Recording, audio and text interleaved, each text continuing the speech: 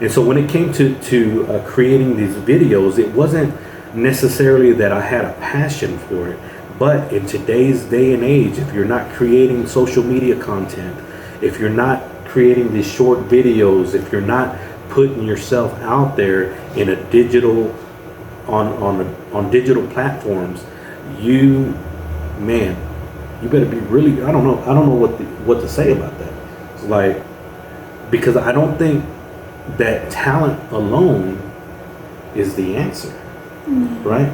You know, you could be the most talented person, but if no one knows who you are, you're gonna die with that talent. You're an obscure talent. Obscure talent, right? And so there are people, and you've all seen it before. I mean, there's people who you look at and you're like, man, there's nothing special about them. Some of you may be looking at us and saying, you know what, there's nothing special about them. If they could do it, I can do it.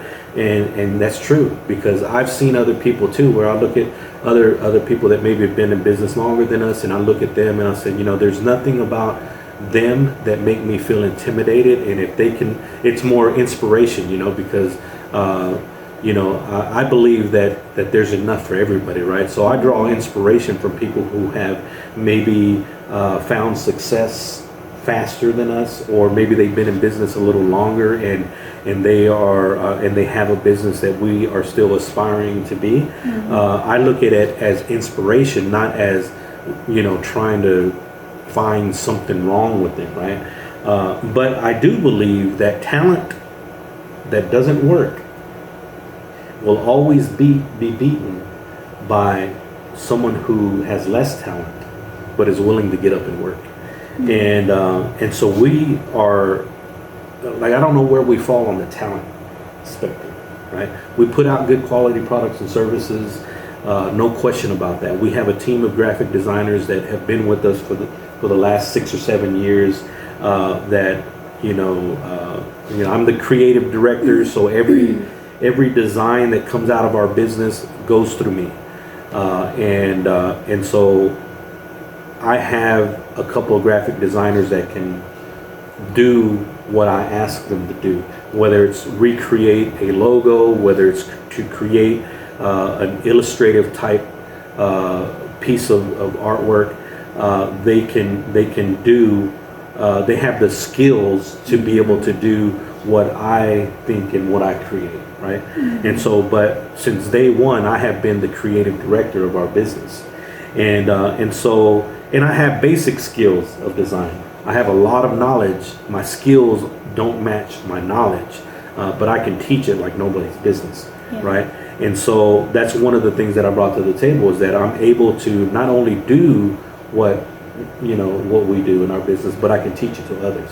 And so by being able to do that, I can duplicate myself into anybody that comes. And that's what we're doing. My wife is actually learning at a faster pace than I did, because I'm able to teach it in a way to where she can learn it, right? And so it's a, you know, teacher, let's do it this way, and then you'll develop your own method along the way. And it's almost like, don't do it this way, you know. It's like, let me show you what not to do, so that way you can be productive, and then you start getting better. You start finding your own rhythm and your own methods to do everything, and then you start getting good, and start being better. And I think those kind of things right there is what separates the people who make it and the people who don't. If your reason why is strong, right, and if you're willing to learn, we are living in a day and age where if you want to learn how to do anything, you can almost learn it on YouTube. If it's not on YouTube, you can find it online somewhere, right? Man, it's just, we're living in the information age. But what I found is that it doesn't matter that the information is out there, because not everybody's going to do it. Why won't they do it? That's the question.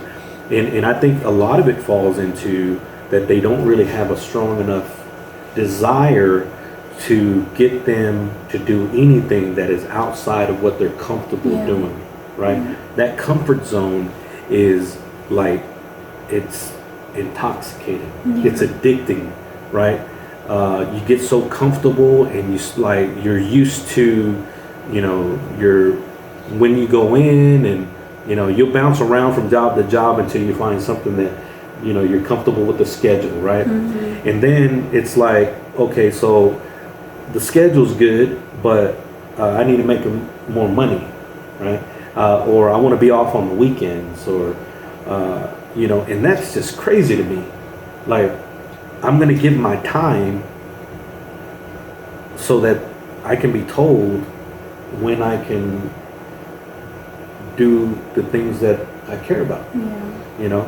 And So like we've got in our relationship. So we've got my husband that's that way, and before I met my husband, I was happy with 8 to 5, 1 and 8 to 5. So weekends off, and you tell me what to do, and I'll gladly do it. And lunch, at what time? Sure, I'll adjust my lunch. I'll do whatever you want, however you see fit to run that company's business, right?